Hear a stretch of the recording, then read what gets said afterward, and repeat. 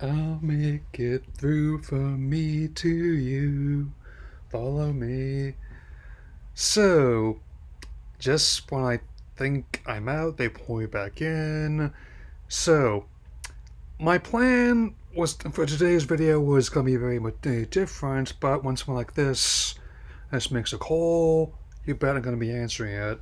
So, I give you all my reaction and thoughts on next month's Sonic the Hedgehog 3, the live action and third of the live action films.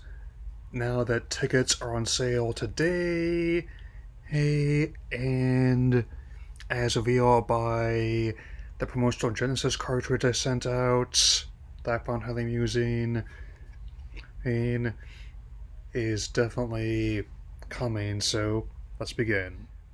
The The second trailer shows off a bit more of the plot this time around, where Shadow the Hedgehog goes on a rampage that could threaten to destroy the fabric reality itself, which forces Team Sonic to form a reluctant alliance with their their adversary, Dr. Eggman, and playing him Jim Carrey, and also using a dual role as his grandfather, Gerald, old mean, kind of like in those Nutty Professor movies I had with Eddie Murphy back in the day, where with a mixture of, of old and new visual effects trickery, he much like how Eddie played everyone at the table besides the kid, and he is definitely sharing screen space with himself, and that actually was one of my guesses for how they would handle that. And yes,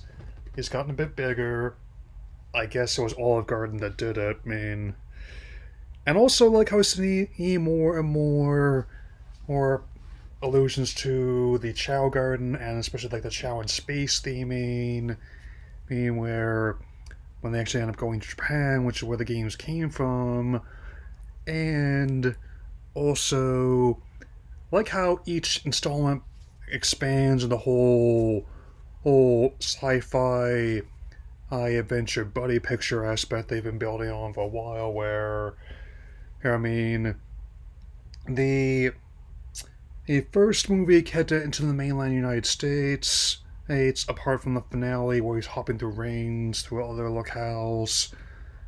Second movie, they had to go to other countries to find clues to the Chaos Emeralds. And now this third one, I'll not be surprised if they have actually considered time travel and dimensional travel in there as well, which the games have done before. And I'm not sure about giving Shadow his own movie. However, I would not be against giving him his own event series in Paramount Plus like they were Knuckles, which I still maintain was quite fun. Granted, it wasn't quite as impressive as like the Fallout Last of Us event series, but it was fun. Kind of like a science fiction version of the cult Syndicate Extra Renegade in many respects, and not just because that was the bounty hunter group that Wade was in before he became a deputy in Green Hills. Yeah. They've also dropped hints that other characters are going to be showing up or they're really set up for the future, should it become a hit.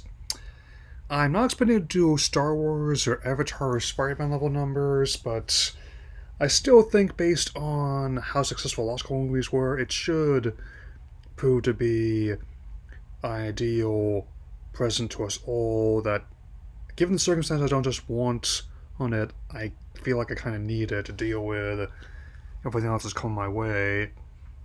Hey, and in regards to Amy Rose specifically, my short list of character actresses I'd like to see voicing her is still largely the same, so Scarlett Johansson, Margot Robbie, Emma Stone, Mary Elizabeth Winstead, and Zendaya, name a few. And I do think Aubrey Plaza will make a good Rouge, personally, given how, especially they're going in like the whole deadpan thief she's typically depicted as in both the games and other adaptations. And even though Christensen did not end up becoming Shadow, I think They make good Silver.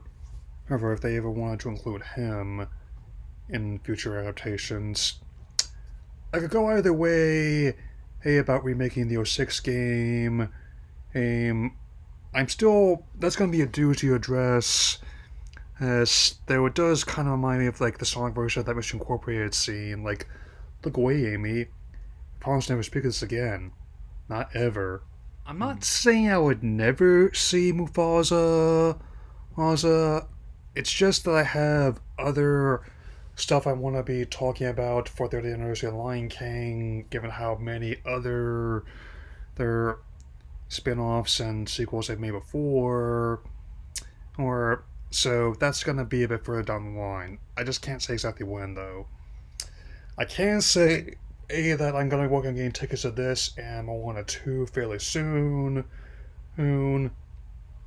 It's gonna be looking like opening weekend for Moana at the earliest, and hopefully opening day for this since it was the day after for the first movie before everything happened, and as everyone more people started to get their shots, ended up going Easter weekend for the second.